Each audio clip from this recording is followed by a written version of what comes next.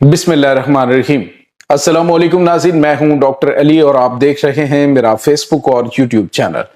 नाज़रीन, बड़ी अहम तरीन डेवलपमेंट्स हैं। बहुत बड़ी खबर, अमरीका ने ईरान के साथ मुज़ाकरात की आड़ में धोखाधड़ी की इंतहा कर दी।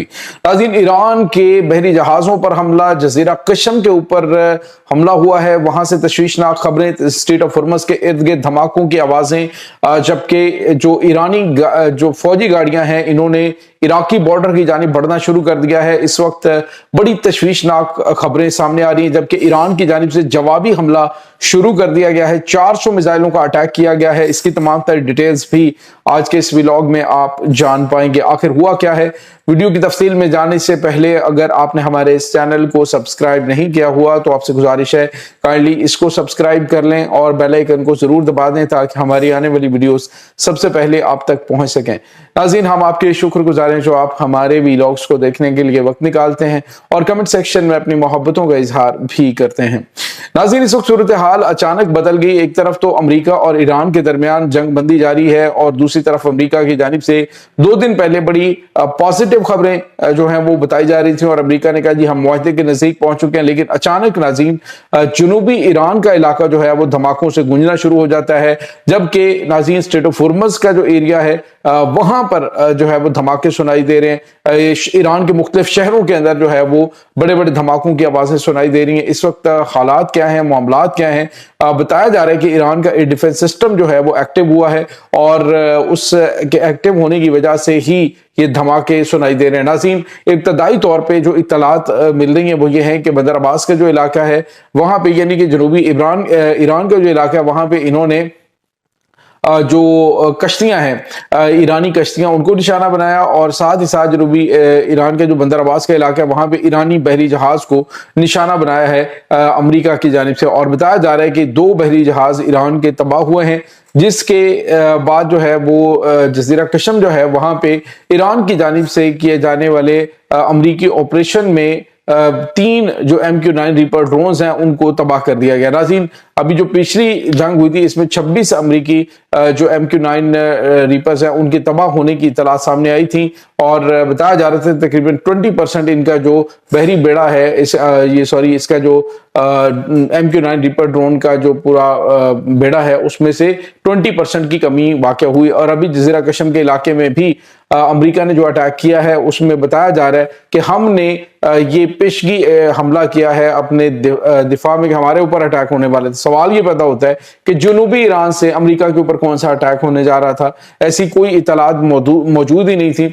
और खुद नाज़रीन आपको पता है कि अमेरिका के अंदर इस वक्त ये सवालात उठाए जा रहे हैं। खुद जो तुलसी गेबार्ड है जो उनकी इंटेलिजेंस चीफ है उसने इस्तीफा दिया।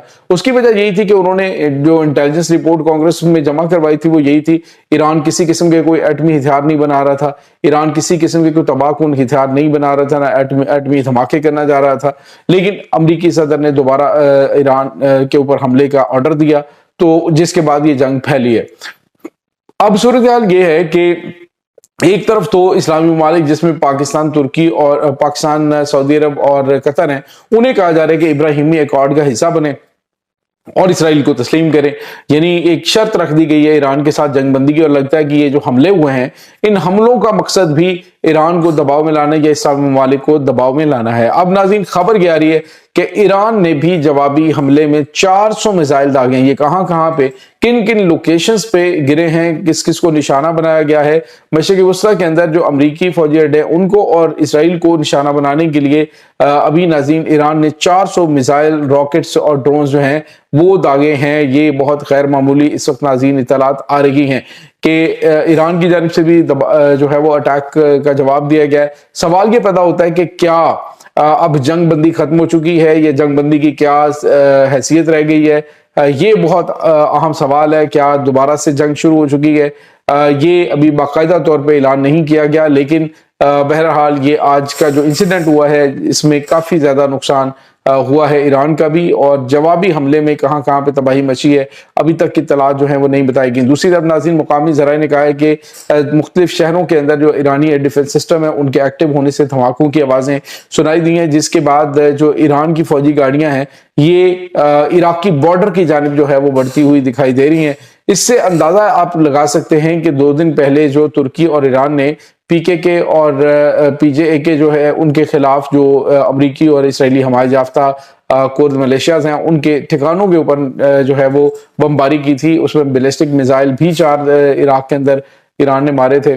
تو یوں لگتا ہے کہ اب جو پراکسیز ہیں، امریکن پراکسیز ہیں، ان کا بھی ساتھ ساتھ خاتمہ تاکہ سرحدوں کے اوپر خطرات جو ہیں ان کو کم کیا جا سکے، یا پھر جو ممکنہ طور پہ صمیمی کارروائی امریکہ کرنے کی دھمکی دے رہا تھا، کیا انہوں نے کارروائی کی ہے جس کی وجہ سے یہ فوجی گاڑیاں عراقی بارڈر کی جانب بڑھ رہی ہیں اسلحہ اور گولہ بارود لے کے۔ تو اس بارے میں ناظرین ابھی کچھ بھی کنفرم نہیں سامنے آ رہا، لیکن یہ خبریں آ رہی ہیں کہ ایران کے اندر دھماکوں کی وجہ سے صورتحال کافی زیادہ پریشان کن ہے۔